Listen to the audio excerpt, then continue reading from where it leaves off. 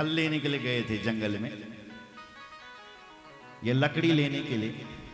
इतने में भगवान ने सीता देवी से कहा कि देवी, अब मैं जरा राक्षसों का संहार करने वाला हूं, तुम एक काम करो कि तुम अग्नि के घर पर जाकर के निवास करो। तुम पावक महु करहु निवासा, जो लगी करो निशाचर नासा। हे देवी, तुम अग्नि के यहां, अग्नि के घर में निवास करो। तो अग्नि देवता प्रकट किए और अग्नि के यहां मां सीता जी ने निवास किया।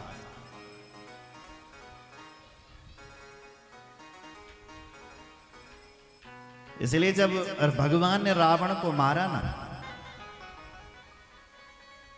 और जब सारे राक्षस मर गए, तो हनुमान जी के लिए कहा कि तुम अशोक वाटिका से सीता जी को ले आओ। तो मां सीता को लाया गया। सीता माता से राम जी ने कहा, सुनो उस समय कि हे देवी सीता, तुम इतने दिनों तक रावण के लंका में रही हो, अपनी पवित्रता दो।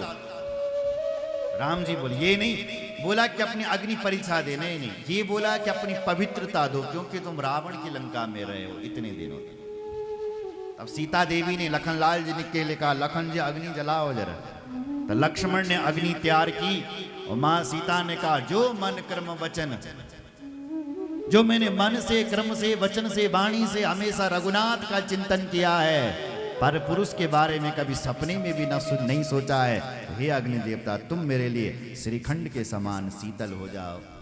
अग्नि देवता शीतल हो गए। मां सीता वहां बैठ गई। मुख्य कारण यह था कि हसली वाली सीता अग्नि देवता के पास थी, और जो रावण ले गया था वो नकली, वो माया सीता थी। सुन रहे हो? देवी भागवत में तो ऐसा लिखा हुआ कि वो 2 सीता प्रकट हुई थी उस समय। देवी भागवत में भी राम कथा है ना, तो वहां लिखा हुआ है कि 2 सीता प्रकट हुई थी, एक हसली और एक नकली। सुना जरा। तो जो हसली वाली सीता थी वो आ गई राम जी के पास। अब जो नकली सीता थी वो राम जी से कहने लगी कि मेरा पति कौन है। अग्नि देवता से बोली कि हसली सीता का पति तो तुम हो, लेकिन मेरा पति कौन है। 2 सीता प्रकट हो गई।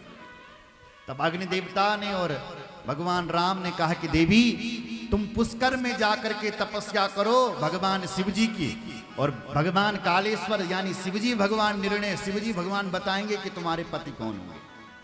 तब वो छाया सीता, माया सीता पुष्कर में जाती और भगवान शिव जी का कठोर तपस्या करते, और भगवान शिव जी प्रकट होते हैं और बोलते हैं, देवी तुझे क्या चाहिए। तब वो देवी कहती हैं, माया सीता कहती है कि हे महादेव, यदि आप मुझसे प्रसन्न हैं तो आप पति दीजिए मुझे। 5 बार अब वो बोला उसने, पतिम देहि पतिम देहि पतिम देहि त्रिलोचन। 5 बार बोला, पति दीजिए, पति दीजिए, पति दीजिए, पति दीजिए। तो भगवान शंकर प्रसन्न थे। भगवान शंकर ने कहा, देवी तुम्हारे 5 पति होंगे। क्या बोले? 5 पति। इस समय तुम जाओ और स्वर्ग की लक्ष्मी बन जाओ, और जब तुम्हारा दूसरा जन्म होगा ना, तो तुम द्रौपदी राजा के यहाँ द्रौपदी बन करके प्रकट होगी, और तुम्हारे 5 पांडव के तुम्हारे पति होंगे। सुन रहे? वही छाया सीता स्वर्ग लक्ष्मी बनी। देवी पुराण में माया की कथाएं ना, देवी की कथाएं ना, लक्ष्मी जी के अवतारों की कथा में यह वर्णन किया गया। और फिर वो भगवती छाया सीता ही द्रौपदी बनकर के आई, इसलिए द्रौपदी साक्षात लक्ष्मी का अवतार कहा गया है, द्रौपदी जी। तो भगवान कहते हैं, देवी तुम अग्नि में निवास करो, निज प्रतिबिंब राखित सीता, तैसा ही सील रूप सुविनीता। सीता जी ने अपना प्रतिबिंब रखा, यानी छाया। प्रतिबिंब कहते हैं फोटो को। तो राम जी के साथ फोटो रखा, बाद बाकी सीता मैया तो अग्नि देवता के पास चली गई। और गोस्वामी जी कह रहे हैं कि लक्ष्मण यह मर्म न जान, जो कछु रचा, जो कछु चरित रचा भगवाना। लक्ष्मण जी को भी इस बात का पता नहीं चला अभी जो भगवान ने माया रची, क्योंकि लखनलाल तो गए हुए थे कंदमूल फल लेने के लिए। बोलो जय श्री राम। इधर रावण मारीच के पास जाता है।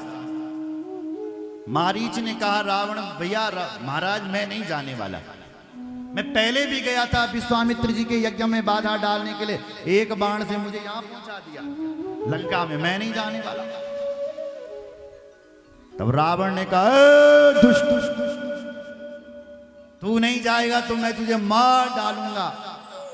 मारीच ने सोचा इस दुष्ट के हाथों से मरना तो अच्छा है कि राम जी के हाथों से मरूं, मेरी सुगति तो हो जाएगी।